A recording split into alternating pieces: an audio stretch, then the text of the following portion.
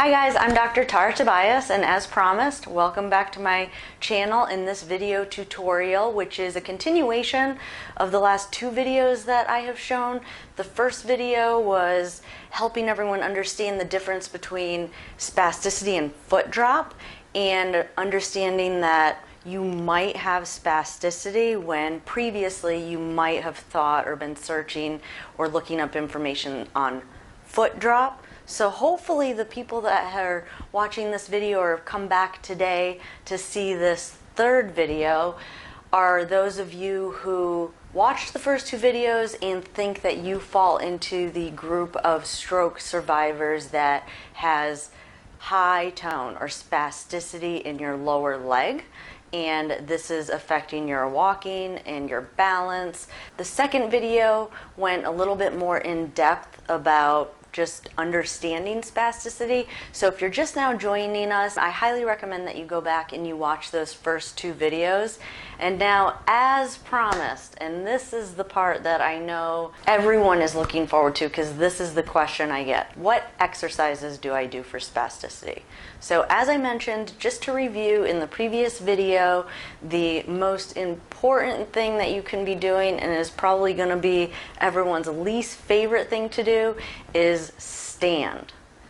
And so now what we're going to do is I'm going to go through a progression of activities to slowly load or add more and more weight to your involved or your affected lower extremity in a manner that hopefully will minimize the spasticity or the involuntary contraction of your gastrocnemius, your soleus, and your posterior tibialis, which are the muscles that point the foot down and invert the foot. As many of you are already aware, this makes your knee pop back, it makes your toes hurt sometimes when you're standing on that leg, and it makes you roll to the outside of your foot. Before we get into the progression, there's a couple more things that I want to explain about spastic patterns. What I'm describing when I talk about the muscles that point the foot down and invert the foot and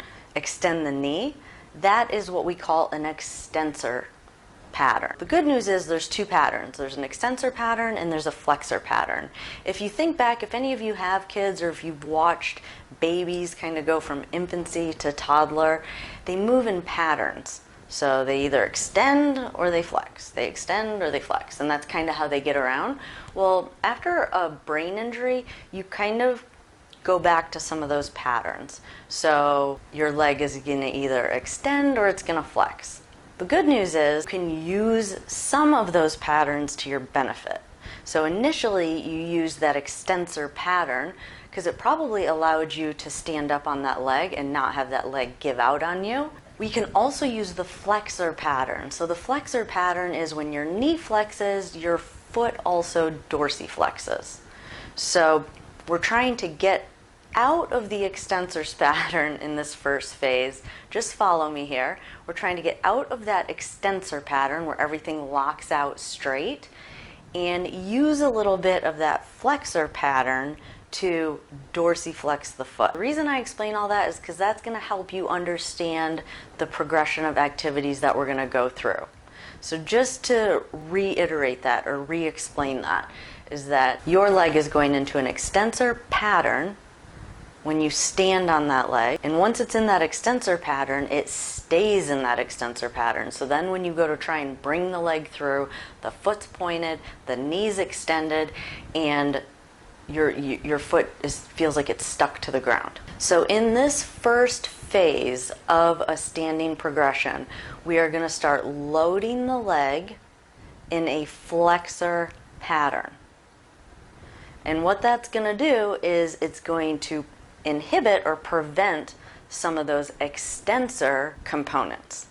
So step one is we're going to get as flexed as possible. We're going to flex the knee up as much as possible, flex the hip up as much as possible, and the ground is going to help to dorsiflex the foot. And so as you can see in this one, I'm getting down onto a low stool. If you don't feel safe or don't feel like you can get back up from this position, definitely have someone around just in case. But if you can get into a low position, these stools are great. I highly recommend them just to have around the house. They're also helpful if you're sitting, you're trying to put your AFO on. You can bring your foot up onto the stool and put your AFO on. So they're helpful for a lot of reasons. And again, when you put your foot up onto that stool, remember, you're now in a flexor pattern, so your foot is more likely to dorsiflex because your knee is flexed and your hip is flexed. So right now we're going to use it by lowering ourselves down. You're going to sit on that stool and you're just going to sit. As you can see, the hip is flexed, the knee is flexed, and the foot is dorsiflexed. So this is giving you weight bearing on that foot, so you're loading that foot, you're introducing the ground to that foot, but you're really locked in a flexed pattern. So if this was traumatic or stressful to your leg, or your leg felt like it wanted to work, it really can't. Between your body weight and the ground, it's really going to keep that ankle dorsiflexed. It's also a great first step to start stretching that ankle out. So if your foot's pointed and you're in therapy right now and they're trying to get your ankle dorsiflexed and it just won't go, this is going to stretch. This is a great way to stretch that ankle out. So in this position while you're down on the stool, you can also do a little twist. I added that.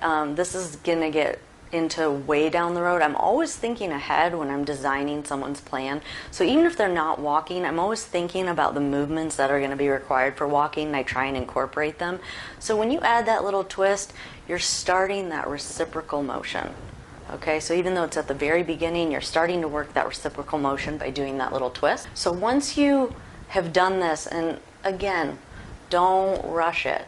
I mean, you cannot do this exercise enough. You're getting a great stretch and you're getting out of that extensor pattern. So I'm also going to show you right here a way that you can do it on stairs. It's really safe because you can kind of start on a high step and scoot your way down into a lower step. So if you have stairs, if you live up north, stairs aren't that common in Florida, but if you live up north and you have a staircase, it's great. Just go over, sit down on about the third step up, and then slowly work yourself down to the first step with your feet on the ground, like I'm showing in this picture. So just a modification you can make. If you have a staircase, it just saves you having to pull out a chair and a stool. So then the next progression is to go back up to a regular height surface and now bring your foot up onto the step.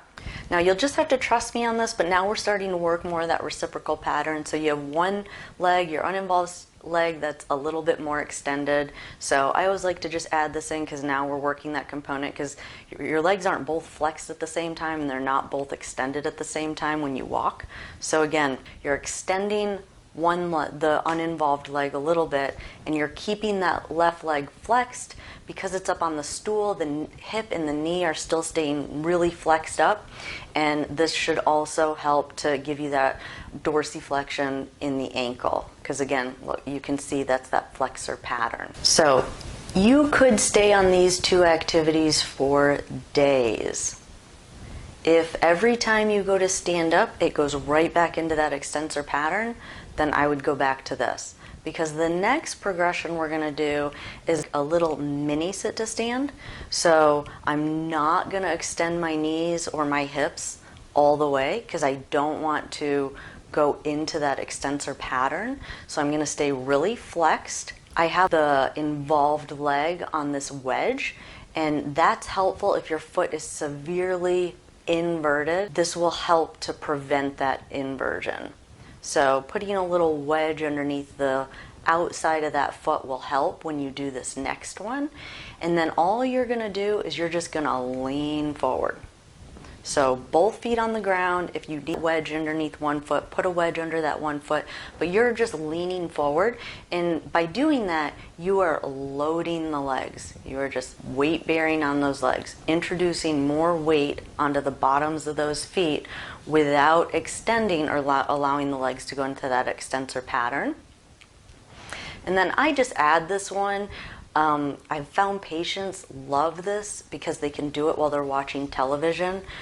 But a great position to just sit in is with your legs crossed. So with the involved leg on the bottom and the uninvolved leg on top, you can introduce more weight to this leg, and then adding that forward lean again just adds a little bit more weight, but you're still in kind of a flexor pattern. So you're not allowing the ankle to plantar flex.